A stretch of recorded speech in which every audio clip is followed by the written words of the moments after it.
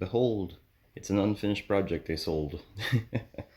So I just work on this RC back between everything, like bigger projects and all that, but I quite literally picked this up for $1. Well, we kind of skipped ahead to that, but anyways, I picked it up for just $1. So this was originally a tethered toy RC that didn't have any steering hooked up. It just kind of wobbled itself around, and there were wires leading directly to the motor. Everything has been apart on this RC, and I added suspension to the front and suspension to the rear. And I'll just go over it from here because a lot of it visually explains itself. I've been all over this thing, making it where it's actually fixed up and actually a proper RC grade toy. So not a whole lot. I basically spaced up the original mounts for the knuckle, and that's how we've got this done. I threaded the actual knuckles to where I added in some shanks to where the screws can actually go through, and then just have room for the actual spring to sit and then just do its thing. Old modified Kyosho mechanical speed controller link becomes the actual drag link for the steering servo.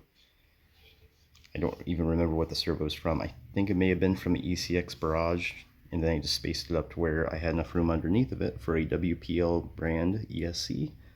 Wired that into the actual motor that came out of a Radio Shack steering servo of all things, because the original drivetrain was just completely seized up and the motor was just destroyed.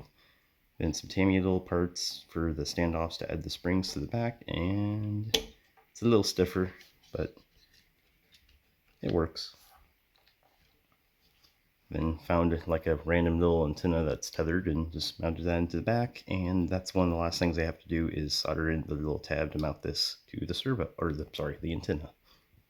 But going from that, pretty much all the wiring is done. Even made a little mount for this on-off switch, and everything, as you can see, fits underneath the really cool little body.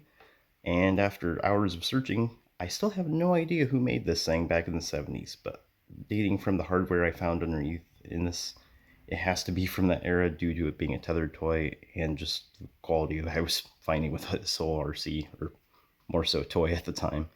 So not a whole else to cover with that.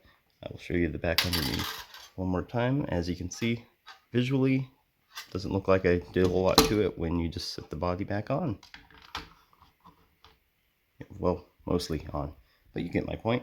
It's a really cool period toy of the time, and hopefully it'll be run like everyone hoped it would back then when it was new, except I can't get the body to sit clip on correctly. But yeah, really cool piece of history. I'm just glad I found it in like a toy lot for $1 a few months ago and just kind of kept working on it. Anyways, I'll see you guys next time.